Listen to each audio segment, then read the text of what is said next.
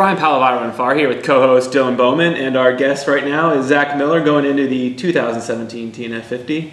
Welcome, two-time champ. Thank you. It's good to be here. You are back for another year. You had an 11th a couple years ago and then one back-to-back. Trying to make it 3 in a row? Well, we'll see. I mean, that's yeah, that would be awesome, but it's anybody's day out there, so we'll see what happens. You are a very late entrant into this race. Were you on the fence for a long time, or what made you decide to come ahead to finally get off that fence? I think I kind of suffer from male non-committal syndrome. And yeah, I was just really on the fence because the gap between UTMB and this race was 3 weeks shorter this year, and I felt like last year it was tight.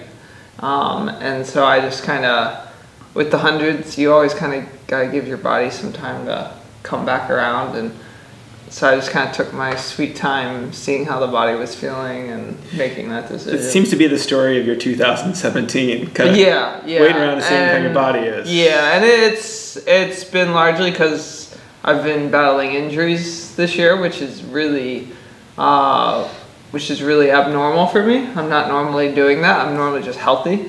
So I at least have a body that feels like it can commit to races. Mm-hmm. And then this year was like a little different. So struggling to kind of commit in the first place. And then for much of the year, having a body that wasn't quite cooperating, it made it like extra hard to make those decisions. Mm-hmm. So yeah, I kind of I don't like that. That's not how I want to run my season. But that's just kind of the way it ended up this year. So tell us about your injuries. What happened earlier in the year, and how do you think that has affected sort of the progression of your season? Yeah, I think it basically kind of gave it a slower start, and not quite the setup that I wanted. Basically, coming out of winter, like late winter, early spring, I slipped on some ice and messed up my back, and tried to run through it. That didn't work. Had to take like 5-6 weeks off, like not running at all, which I pretty much never do. And then basically the initial injury started to heal, but then as I started to train again, it kind of developed a new injury on the other side of my back. And so then at one point, I wasn't so much battling the initial injury anymore as this new issue. And so that kind of plagued me. I was still able to train. I was able to prep for UTMB, but I wasn't able to prep the way I wanted to. Yeah. And then coming out of UTMB, it seemed to actually improve quite a bit. You know, I don't know, the human body's weird, like you run 100 miles and it fixes itself, yeah, but exactly. It wasn't completely fixed, but it was doing better, and it just kept getting better and better. So then for the lead up to this race, it got to the point where I could pretty much train the way I wanted. Mm-hmm. I didn't have to be like, oh, I can't do that workout because my injury might flare up. I could pretty much do what I wanted, and it just kept getting better and better and better. And so yeah, and then I got to this race. So what have you done sort of between UTMB and North Face to prepare? I mean, how did you recover from the race? Do you think the fact that you didn't race earlier in the year helped you recover post UTMB and train for this? I don't know if it helped me. I'd say more just having run the 100-mile distance before, because I did feel like UTMB recovery went faster this year, and that afterwards training started to click faster. Last year it was pretty sluggish. But I think it was more just my body knowing that experiencing that 100-mile distance before it kind of knew how to recover better, was just a little more conditioned. The nice thing is, yeah, I guess coming into this race, it's my second ultra of the year, so it's not like I've raced a ton, which is good. Does that give you a little extra, you have to think about yourself comparatively to some degree, and there's a lot of people who've raced a lot more than once so far this year. Yeah, but at the same time, it's also like I'm still searching for that race this year that's like, okay, the magic race. Yeah, like I've still got it. Like Because, you know, last year it'd be like, oh, well, I raced well at Madeira. It's like I was on. UTMB was not quite what I wanted, but still strong, you know, so you kind of had that confidence. And you haven't had that fast, you know, success at a fast ultra yet this year, because you haven't run. Yeah, I haven't run one, so it's like, yeah, I'm still like, I guess you could say like I'm really hungry. I want to go out there and be like, okay, I've still got it, like, yeah, I did race one like small trail race in Pennsylvania between here and UTMB to kind of test the waters, see where it's at. Which one? I did, just a tiny little race called the Dire Wolf. There's a whole bunch of great little trail races. Yeah, it's just like Central PA. It was just a 10-mile trail race, and I just wanted to go out and like throw the hammer down for a full 10 miles. You crushed some rocks along the way. So, yeah, there were definitely some rocks. It was actually a really cool course, a mix of like, some of it was like cross-country running, some of it was like rocky trail, and then some like fire roads, which was good practice for here.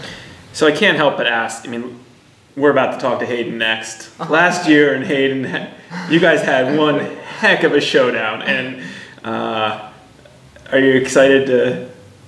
Yeah, I mean, it's, you know, a competition like that is the type of thing that like makes you nervous and gets the jitters going on the start line, but that's exactly what we want. Like, we want races to have that type of head-to-head, I mean, say rivalry or like just competition. Like, yeah. Hayden's a great guy, and I think there's some other guys though this year in the mix that should make it even more interesting. And yeah, I mean, last year was just amazing. Like, we ran that fast because we were racing each other all day. Does it make you think that you're going to race? Like, is it even possible to race earlier? Because you guys, it seemed like from the gun you guys were. Well, yeah, we were. It's not possible. No, you can't race. Yeah. Can you guys race right now and just like get this started a good 21 hours early? Warm up while racing. 20 hours. We were pretty much right out of the gun last year. I mean, it could be more so this year. Like, you could always like go faster. Like, you know what I mean? Like, but I mean, will it be even, like, I don't know. I think maybe the question more this year will be like, what pace does it go out at, and like who's in the group? Because I think this year, I think this year it could very well be a bigger group with the field that's in here. And I don't know, like, maybe it won't be a group at all. Like, maybe you know, someone's just gonna shoot off the front row by themselves. Like, you know, I don't know, but I think there's so many competitive and strong guys in this field that could, you know, go out at a fast early pace. Like, I don't know. Basically, the only thing I know is Saturday is gonna hurt a lot. Like, I'm just kind of like, after last year, I'm just like, it's basically gonna be the most painful day of my entire year. Excellent. And that's pretty daunting, but that's also what I love. Cool. So, can you give us a little insight into your training? I don't want to blow up your spot too much, but at our North Face Athlete Summit, the first day you did 4 hours of training, and you said you had pretty much been doing that for 10 days in a row at that point. Yeah. And you're not on Strava, so nobody really knows what you do. Without giving away too many secrets, can you tell us sort of what it's looked like over the past few weeks? Yeah, you should probably ask my buddy standing outside. Zach's been gone for 5 hours. He needs to get back to work. Well, yeah, who lives with me, and we were talking to Blake Hose last night, and I was like, kind of talking about how Tim Frericks works as a nurse, so he's got like 3 days where he works and 4 days off or whatever, and he thinks it helps him structure his training so he doesn't like overtrain. And I was talking to him about that, and was like, kind of agree, and that we were kind of talking about how you can play those cycles when your life kind of dictates. But bar camp in the fall is like labor intensive on chores, but you can kind of do this whenever you want, so there's a lot of time to go out and train. So yeah, my buddy was kind of like joking. He was sitting there at dinner, and he's kind of like, yeah, or you can try and just go out for 5 or 6 hours every day.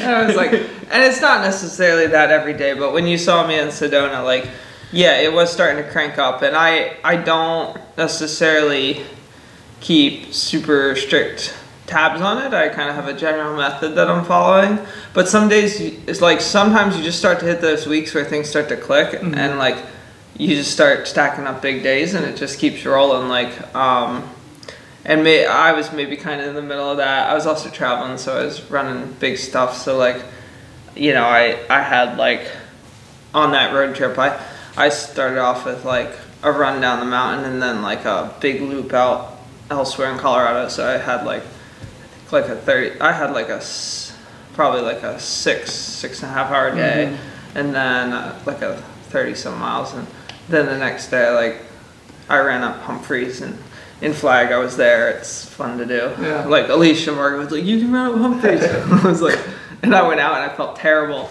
and I was like, so well, I'm gonna keep going. Are a lot of days like you just have an idea of what to do and then you may build in some intensity? Yeah, there's usually just like 5 days a week. They're just like just run. Just go out and run. If you want to run fast, you can run fast. If you want to run slow, you can run slow. Just get the hours in. There's usually like a limit. Like I want at least 3 hours to. Like I'm not running 6 hours every day, but I have moments where I start to just go, and I might have a 3 hour day, and then a 4 hour day, and then a 5 hour day, and then and then maybe I take a 3 hour day. It just starts to, I don't know, I have trouble controlling myself. Well, we're going to control this interview and wrap it up, Zach. Best of luck this weekend and have fun out there. All right, thank you. 3P. Well, we'll see. Good luck. Good luck. Good luck. And a bonus question, because I've been looking at it all morning. Oh. Is this the Casio from the finish line photos the last couple of years? This is the Casio from.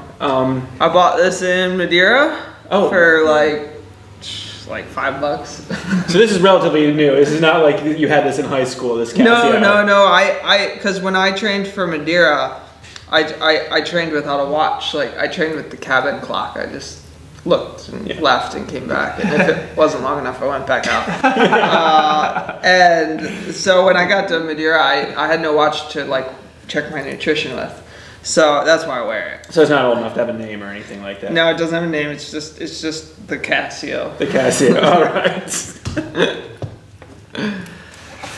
All right. Perfect, gents.